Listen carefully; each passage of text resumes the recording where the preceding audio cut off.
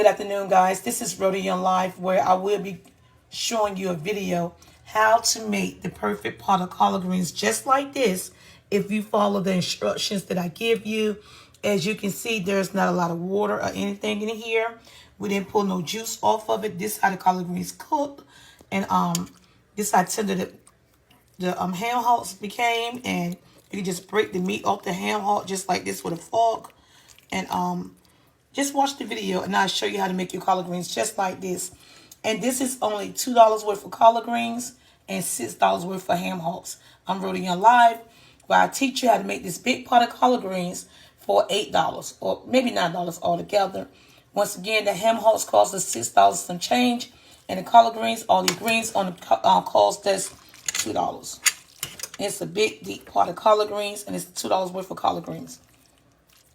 All right, check out the video. Stay tuned, and I'll show you how to make this many collard greens. $2 worth of collard greens, $7 worth of ham hocks, $6.90 for under $8 or $9. Watch the video. Good afternoon to each and every last one of you guys. This is the infamous Miss Rhoda Young Live, where I will be teaching you guys how to cook the most amazing collard greens with these 4 ingredients and using no table salt. Right here, we do have some of our grease that we keep, like when you cook your bacon, your sausages, and things like that.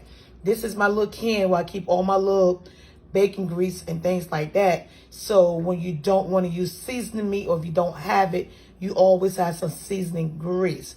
This grease is very important to the flavoring of your greens. What the grease is going to do is going to make the flavor from your ham hocks stick to your collard greens. I'm going to use these 2 ham hocks right here. They're nice size ham hocks. They're pretty big. Sometimes I use ham hocks and I'll use 1 ham hock and a smoked neck bone. But today I'm going to just use these 2 ham hocks since they are decent size. I did get 2 bushels of greens, $1, $1. And we do have a stick of margarine. Now, I will be honest with you. Sometimes I'm going to have to use a stick and a half of butter. But these are our ingredients to cook our collard greens. And we'll be right back. And I'm going to show you how to prep your ham hocks for cooking, and how much water you need to use, and how much water you do not need to use. Using too much water in your vegetables will take away from the flavoring of your seasoning. Make sure you get 100% pure margarine. It works better for me. All right, guys, we'll be right back. Okay, guys, we're back. We already pre-prepped our ham hocks, and it's only simply washing off the ham hocks, running water on them, rubbing them, getting any type of germs from other people's hands off of the ham hocks. But this is the most important part when it comes to filling up the ham hocks with water.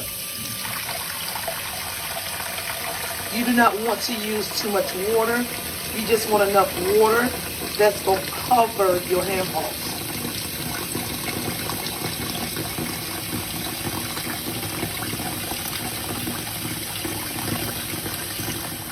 All right, you can see that the ham hocks is submerged in water. It's not deep. The tip of the ham hock is right here.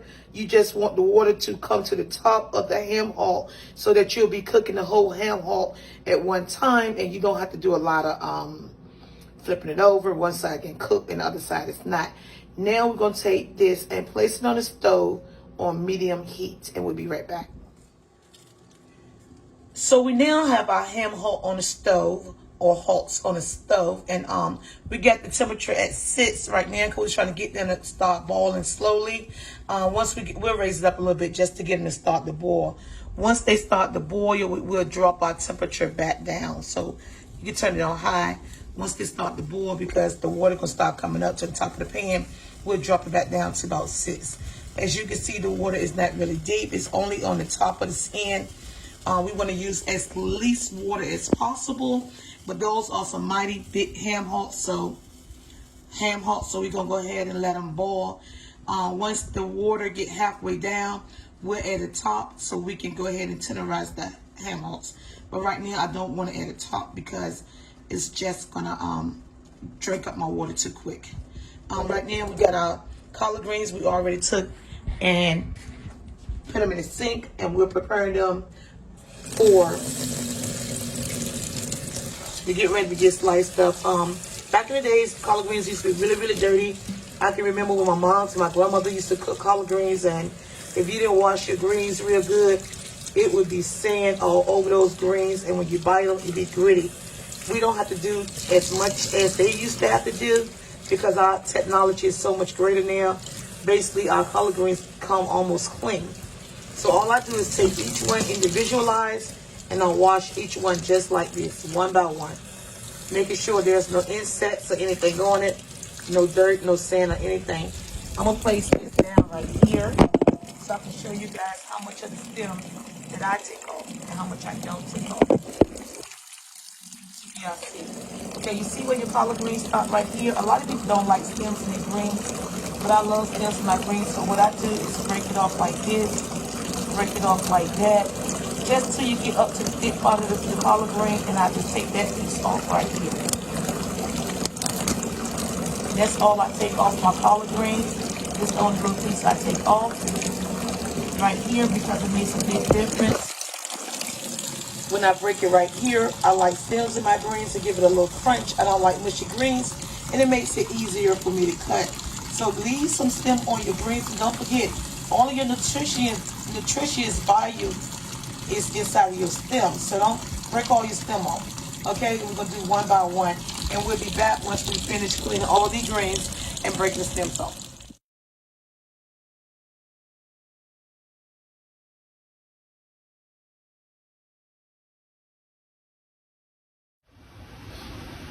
Okay, guys, we are back. Our collard greens has been washed and prepped for cooking.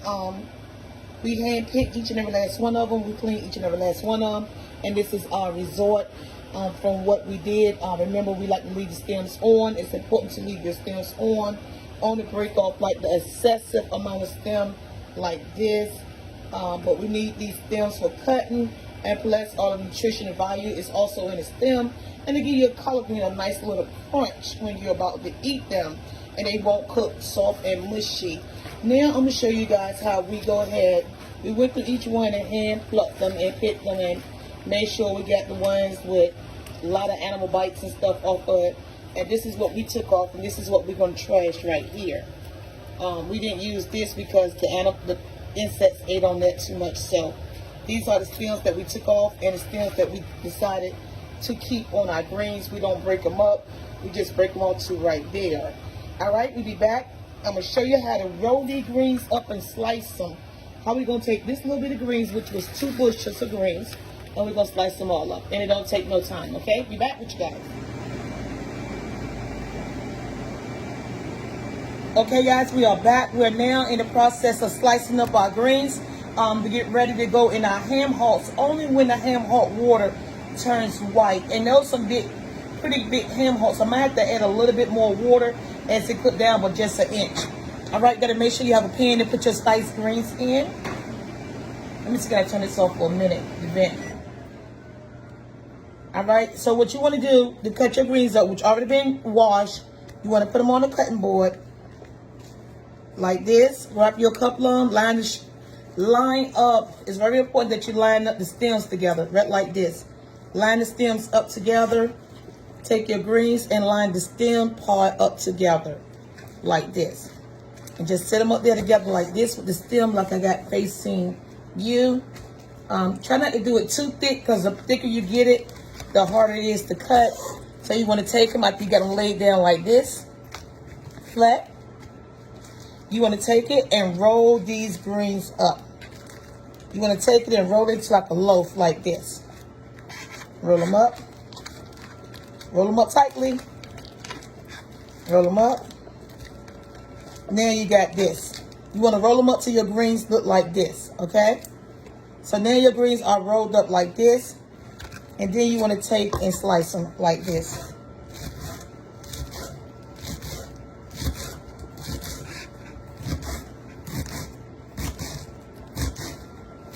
It looks like it's a long process, but guys, it's not long and the results is outstanding. You just keep going like this with your collard greens. Like that, on down the board. Keep it rolled nice and tight.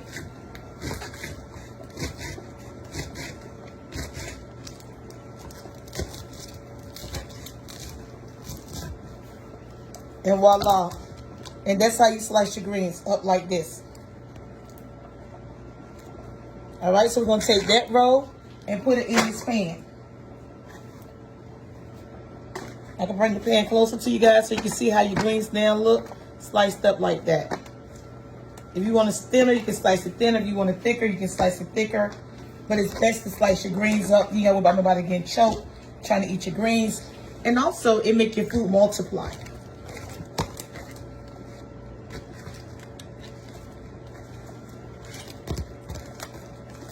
If you got a big butcher knife, you can use a butcher knife. You want to use your steak knife, use whatever's convenient for you.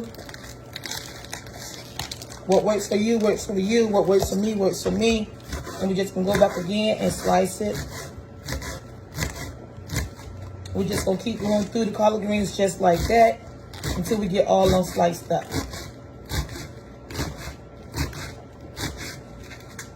You can just put them right on top of it. Somebody said she might need a bigger cutting board. You might need a bigger cutting board. I don't need a bigger cutting board. It's perfect for me. I know how to utilize what I have. If you got a nice big fat one, a nice big pretty one, that's yours. That's the one you got to clean. It's the one I got to clean. Take them up. Put them in the pan.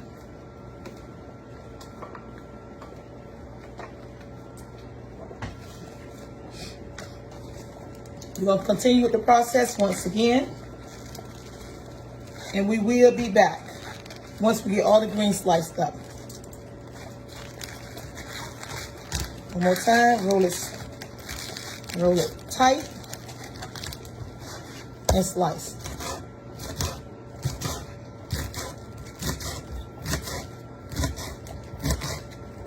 And I'm slicing with the stem part up. Stem part up. It makes it easier for you to cut through the greens. And that's another important reason why I leave my stems on. It makes it so much easier for me to cut through my greens for whatever reason.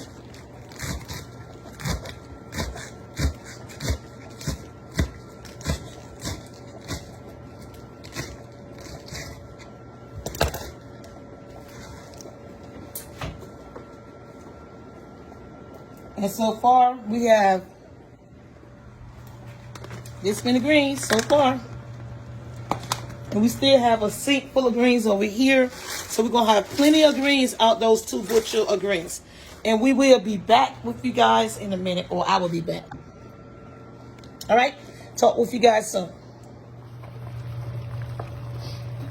Okay, guys, the ham hot water has got went halfway down. As I promised you guys, once the water go halfway down, we're going to add the lid to it. But right now, our ham hock did get a little bit of tenderized, but not as tenderized. And these are thicker ham hocks than usual. So what we're going to do, because it's going to take a little bit longer for these to cook, we will be adding a little bit more water to it. Okay? Just a little bit more water to it. And then we're going to add our lid. And we're going to set it and forget it. Once it come back to a boil again, we're going to bring that heat back down. We're going to let it start boiling back up. So what we're going to do now, what we're causing the meat to do now, since we got it tenderized, we can stick the knife in it. It's not tender, but the heat has gotten to it some, so we can poke it. So what we want to do now is take this lid and put it on top of it, and we're going to force the seasoning out of the ham hocks by pressurizing and clicking it, tenderizing it. It's going to cause this water to turn to a cloudy white. The next time we see these ham hocks, most of, let's say about 80% of the water gonna be gone, and then ham hocks will be able to be, the meat that you see here, we'll be able to pick it up with a fork. That meat right there that's hard, when we come back, we should be able to pick it up with a fork. 80% of this water should be gone, and it should be white in color. And that's when we get ready to add collard greens in it. But until then, no collard greens. Okay, guys, we are done with the collard greens. The collard greens are already prepped, waiting on the ham hocks to get tenderized and for the water to get flavored. We're going to go ahead and prep our piece of beef. We got a piece of chuck roast today. We're going to cook a chuck roast. So we're going to go ahead and get that nice and prepped for the oven.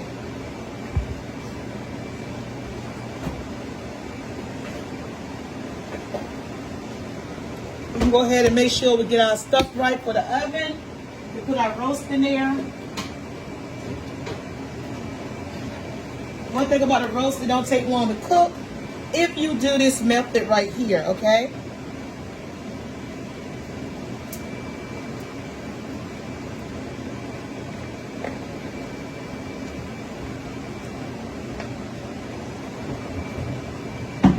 If you go ahead and use this method right here, it would not take long for your roast to cook. I'm gonna just go ahead and grease the aluminum foil just a little bit, because what I'm gonna do, I'm gonna season my foil.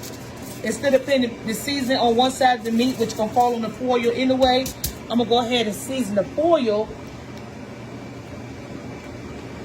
and add some of my paste stuff in here.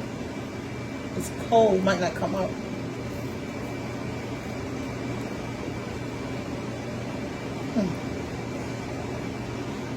Got a little bit of garlic paste.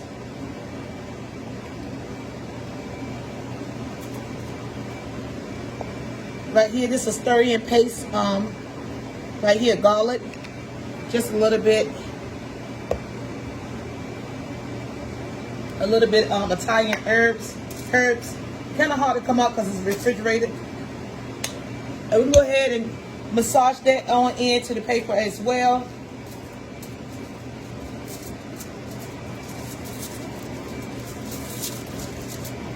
Make sure your hand is nice and clean. Get that in there.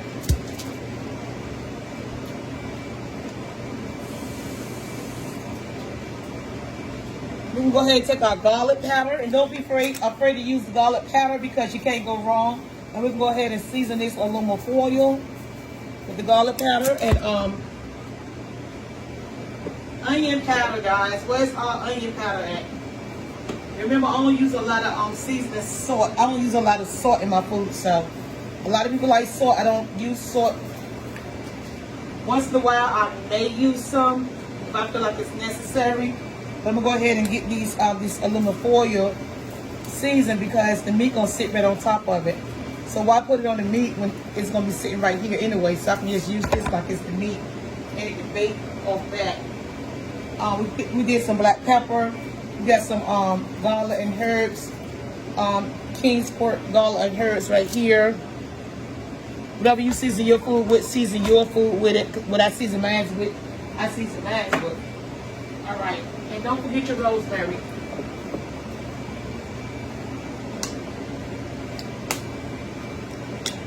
The reason I'm going so heavy with the this rosemary right here, use whatever brand you choose to use. Everybody ain't got the same finances.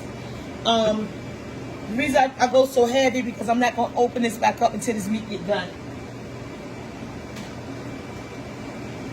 We already done prep the piece of beef. It's been washed, prepped, and we're going to set it right there, just like that.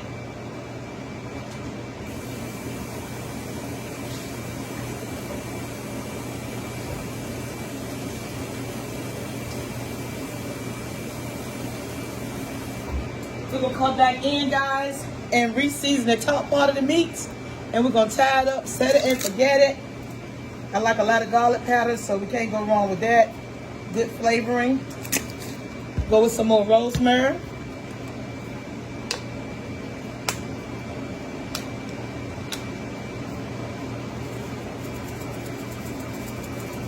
We're not going to see this until it's done. So whatever you got to do to this, do it to it now, because we're not going to open that lemon foil up for nothing. So whatever you're going to do it now. Next time we see this, it's going to be done.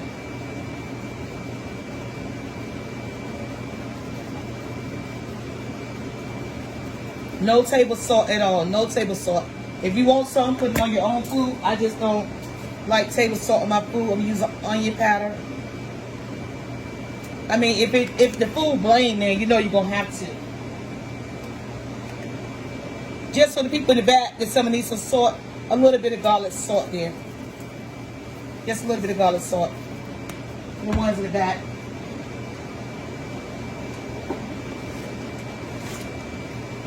Then we're going to take and sprinkle some of this Lipton onion soup on it for extra flavoring.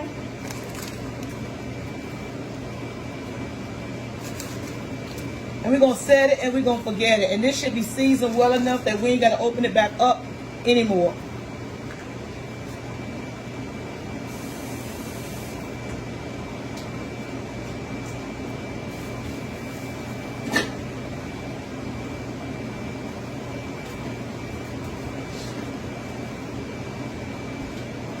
One medium-sized onion.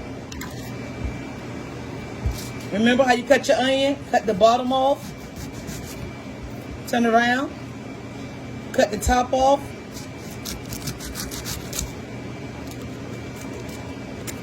Slice it on the side. Like that. And peel it. And the whole peeling should come off at one time. Get your nails underneath the proper part and the whole onion has just been peeled, just like that. Now you done peeled your onion, see? That's how you peel your onion, that quick. You're just gonna slice it like this. 1, 2.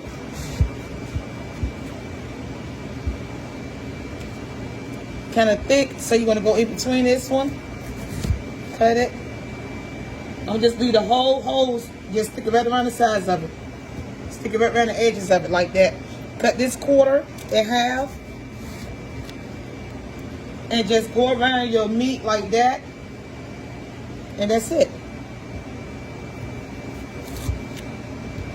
Just go around the outside of your meat. And that's it. We'll deal with it once it get done. And we circle our meat with a whole onion like that. And that's that.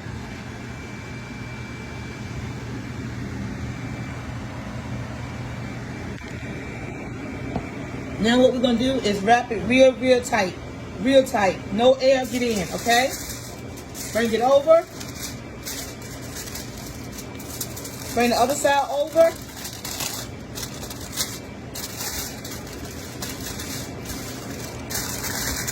Push it down. Push it down. Fold it. Ready? Fold. Ready? Fold. And to make sure no steam escape, that's what we're going to do. We're going to take another sheet just to make sure no steam escape. But what's going to cook this meat? We pressurize and cooking it. And right on top of where you folded it at, we want to take this one piece, go on top of it, to seal in all the heat.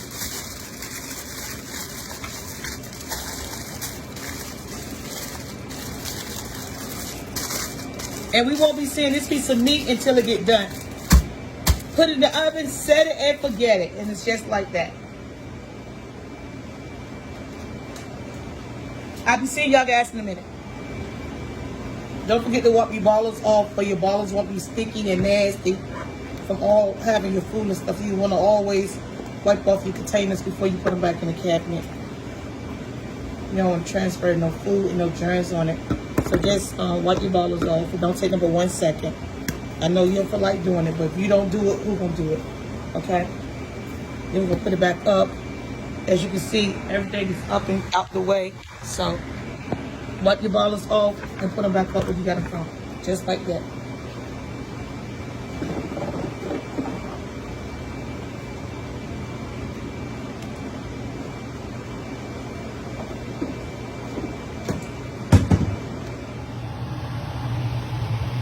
Okay guys, the ham hock, like I said, we'll be back when the ham hock and the water get down low. It's halfway down. I have to be honest with you guys, I had to go back and add more water. These are big ham hocks, so taking these a little bit longer to cook. And it was drinking the water faster than it was getting cooked because it's so big. So I went back and added another half a cup of water. Banana water is down and the water is white. Like I told you guys, we want our water.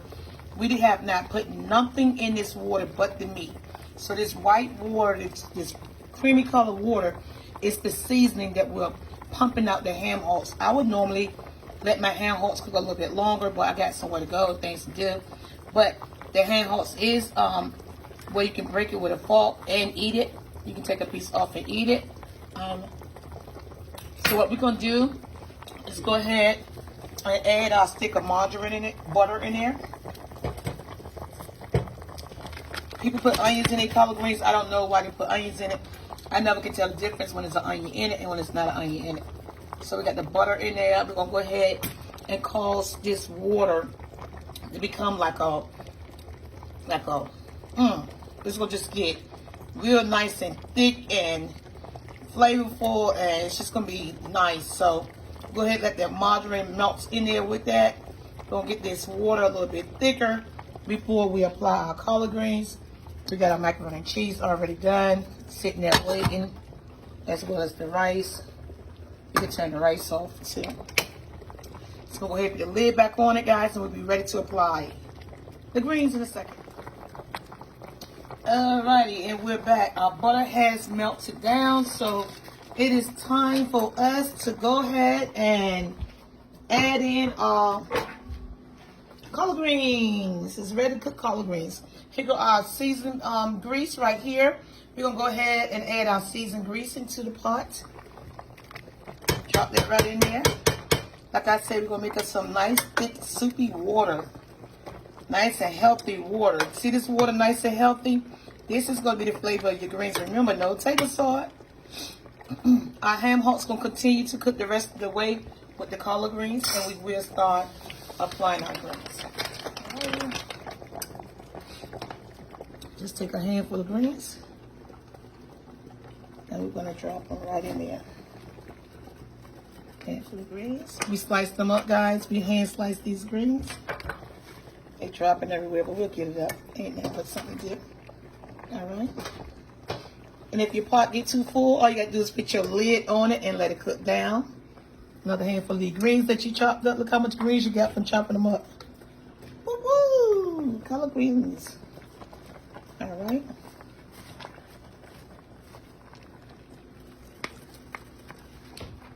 And this was only 2 bungles of greens. So this $2 worth of greens. The bungles was 99 cents each.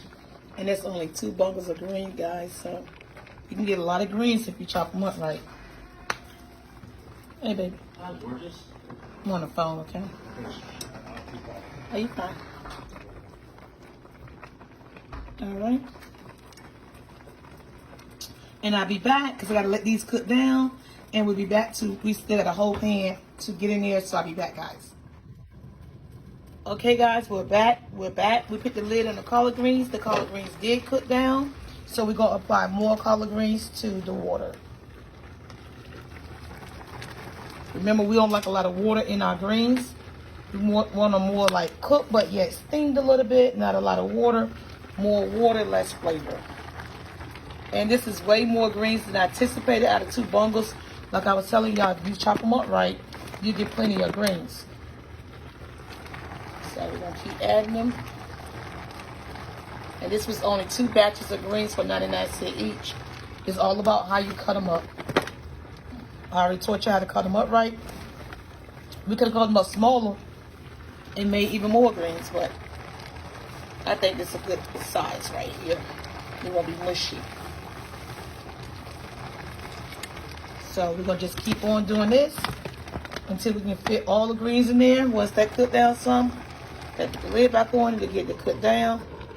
And we'll be back again. All the greens has made it to the pot, so all the greens are in the pot. So now, here we go. We have more greens than we thought. So anytime we got more greens than what we thought, we're going to have to re-season the greens with no salt. Remember, I don't use salt.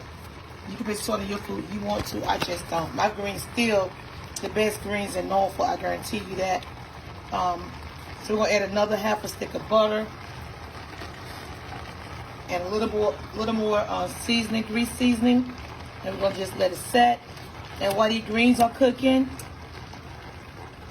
the ham hock is going to continue to cook. And I will show you guys the finished product when it gets done. Thank you for tuning in. And that's how you cook your greens. And thank you. Collard greens been in the pan probably like 10, 12 minutes. They're already cooking down. They're already looking greasy. That shows me that the seasoning from the meat is sticking to the collard greens and it's doing its job. The collard greens are now smothering the ham hocks, which causes them to cook at a more alarming high rate. So they'll be done by the time the collard greens be done. As you can see, there's not a lot of water inside of these greens, just the way we like it. You do not need a lot of water. I don't know who be telling y'all put all that water in your collard greens. You do not need a lot of water in these greens. You see how that meat is coming off the bone? You do not need a lot of water in your collard greens. There was plenty enough water, and then you just drop your heat a little bit, not too much now, because we don't want to make them mushy, and just let them cook, and that's it. And that's how you cook your collard greens, just like that, just like that, just like that. Rhoda Young Life, Rhoda Young Life, Rhoda Young Life, with her collard green tutorial, just like that. Okay, guys, the greens are completely done, and this is the final result for the collard greens, the way Rhoda Young Live cook her greens. As you can see, the ham hocks was like done, but it wasn't tenderized all the way. When you put the greens on top of it, the greens cook and the ham hock continued to cook with it, and it came apart just like that. That's real tender. If you like ham hock meat, that's the skin and the meat. You can just break the meat off just like that. That's the meat on a ham hock, just like that.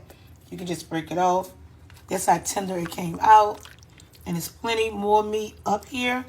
Just take the fork and you just do it like that. And that's how much meat that ham hock have on it.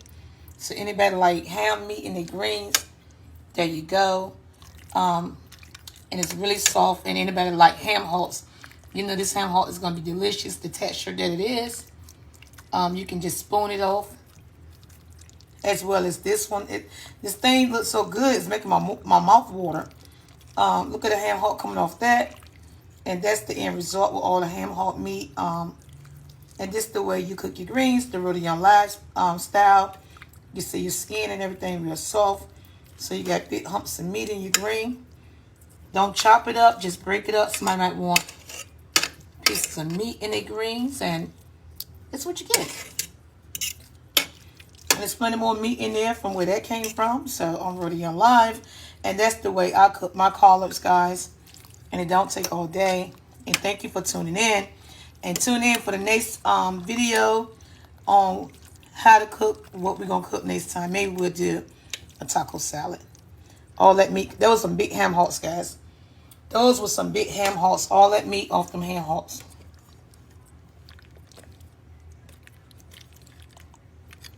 Alrighty, and the greens are done just like that, and those are your collard greens, and that's how I do my greens. All right, give it a try, guys.